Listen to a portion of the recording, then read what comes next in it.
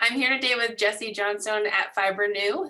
They've been working with us for 4 years now and consecutively have been named a top franchise in that same amount of time, which is awesome. Additionally, we've seen them featured on our top franchises for veterans, home-based, culture, and the most recent low-cost and recession-proof lists, which just came out last month. So it's been really nice to see you guys throughout the years make those features and be able to promote that. What does it mean from your standpoint to be an FBR award winner? Well, Nicole, there's definitely a feel-good aspect every time we get those emails from you guys saying, "Hey, you're now this, you're now that." It does a lot just for kind of internal validation on some of the efforts that we make here, and then in turn, it becomes great marketing collateral and campaign content for finding new franchise candidates. So it's good raw internally, and then great marketing content externally. So you talked about validating and being really super excited. How else do you feel that working with us and the data has changed how you guys do business? There are some key things that we found every year that we've been able to say, oh, okay, we need to up our game on this particular area of the business, or hey, we've been doing great on this other spot. And it does help guide some decisions internally in terms of where we're going to put our efforts every year. We're in a flow where we do the survey in the fall. You guys usually crunch everything for us by the end of the year. And then that just gives us a fresh perspective heading into that new year. And we can, draw some conclusions from the survey results, put it right into our business plan and some of our thoughts for that year ahead. So it's always meant a lot to just know, where we need improvement at the beginning of the year and pick some key areas to focus on. And then on the validation side of things, we've actually created a page on our website in the franchising section with some of the key results from you guys. And then there's that link to download the full report. So we've been able to pull out some of those key findings, like you said, how you rank this on culture and innovation and training and, some of the key areas, make mention of them on the page, which is, people like to see that, right? They want to know that, hey, these guys are validated third party wise. And then if you want more information, download the full report. So it's been a winning combination for us. The that sort of ties into just how beyond the operational use of the data, you've got that page on your site, you're able to promote that and share that to help with validating the brand. What has been your overall experience through all of that? And, was that the big reason for choosing to work with us? Twofold. It was the validation component, and it was also to guide decisions internally. And you guys have been able to serve perfectly on both those streams for us. And I think that's why we've just gotten into the habit with you guys year over year. It just becomes a bit of a motivator for us. Okay, how did we do last year on these areas we needed to work on based on the survey results? Let's see if we're going up the ladder, which thankfully we have been, thanks to you guys in terms of the scoring. And then I think it's good just to show the track record for candidates as well, that it's important that franchisors are paying attention to how they're doing in the eyes of their franchisees. That's the ultimate scorecard. Franchisees are talking about the brand confidently. They're liking what they're doing. They're in support of all the systems we put in place. What you guys become is just an ultimate scorecard for us before they actually start talking directly to franchisees. So maybe that's the other thing that I'm just coming to now, Nicole, is it's a bit of a primer for the validation calls that candidates make to our franchisees. And after seeing the results from your guys' survey, they maybe have a clearer picture of what questions to ask and conversations to have. That's one of the hopes. So yeah, I do hope that it makes it easier on your franchisees when they do those calls, because that candidate is more educated and they have a better understanding of what to expect before they go That's into right. asking those questions. So definitely we hope Mhm. that. Now, kind of looking back through the last year, like I said, you guys have been doing the survey for 4 years in a row. So that means you surveyed through 2020. It was not necessarily the easiest year for people. Can you share any sort of success story out of 2020 from your group? Hmm.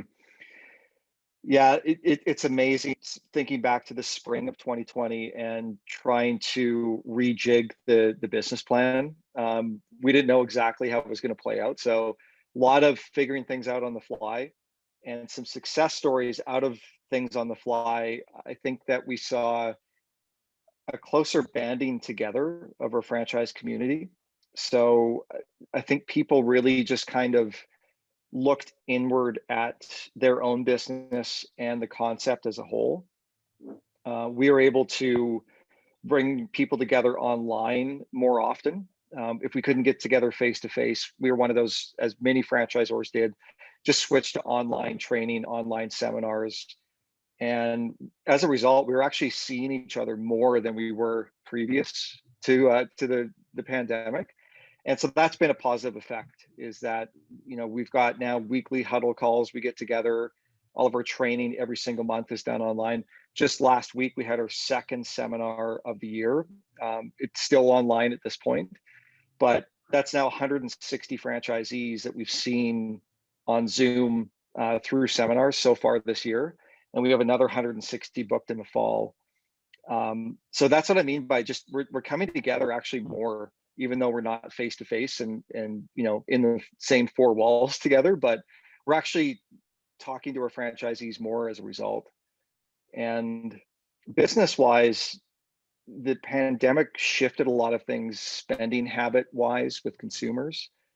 That played very well into the way that we operate. They're spending more on keeping things looking great rather than replacing them, and that's of course what we do. I mean, we're a restoration service, so it plays very well for us. And we also saw, I think, franchisees just really retool their business and really refocus their own business plans. When you have a shakeup like this in the economy and in society, I think it really just kind of refocuses everything you do on a daily basis. So that was another positive effect, I think, that people just really bear down and retooled and refocused. And you always got to find the bright, shiny spots, right? Yeah. And those are a handful of them for us. Oh, good. From a recruitment standpoint, how did it impact how you guys approached those strategies? So we did have a few franchisees come on late 2020 and then definitely into 2021 as a result of losing their jobs. So it's an unfortunate effect of what we just went through. People in hospitality, we had a couple of pilots come on board, things of that nature. A couple of people from manufacturing whose jobs were affected as well. So I'm sure they were looking at the data from you guys in terms of the survey results. So from a recruitment standpoint through the pandemic, we're in our 36th year of operation, and we're able to confidently say at this point, we've been through so many ups and downs of the economy. And this period of COVID was just another kind of cycle in our history. And so we started speaking more to the fact that we've always grown and thrived no matter what the economy is doing. And 2020 was no exception to that. We did still grow. We did still push forward. And so, messaging wise, we were able to just speak confidently to the stability and the control that Fibrenew offers. The fact that we were deemed an essential service in many states because we work so much in automotive, and automotive had to keep rolling. So our franchisees were able to find work even through the darkest depths of the lockdown. When everybody was at home, we were still able to work. So that was really good. So themes of stability, control, and the fact that we're always needed no matter what's going on was, I mean, we've always talked about that, Nicole, but I think there was more focus on it over the last year or so.